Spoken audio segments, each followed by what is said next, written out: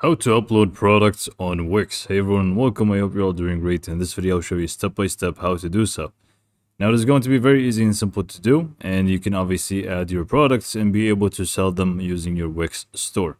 So how do we do so? So first, you will need to just go ahead and click on Edit Site, and you want to enter your website editor, basically. From there, we want to add the Wix store app. If you don't already have it, you must actually install it to your Wix in order to be adding any products, and it's going to be for free, obviously. So we just need to install it. So let's just go and wait for this to load, and it actually did. So from here, all you need to do is really just go ahead and click on the Add Apps section, and within the Add Apps section, you just want to search for Wix Store.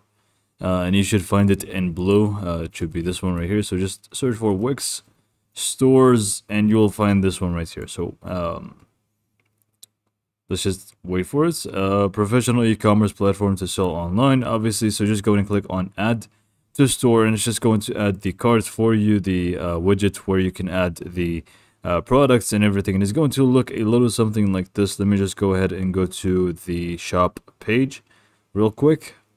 Okay, so this is the shop page that I have, and it shows obviously some sample products when you first begin and add it to your site. And all you need to do is really just click on or hover over it first and just click on manage products.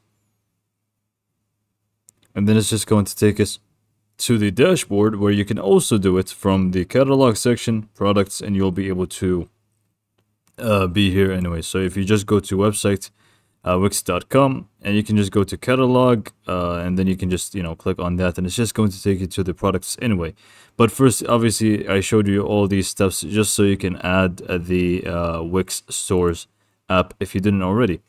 Now here you have a few options. You can feel free to remove these sample products if you don't want them. You can just go in and highlight all of them, click on more actions, and just click on delete if you want. I'm just going to keep them because they are kind of helpful for me right now.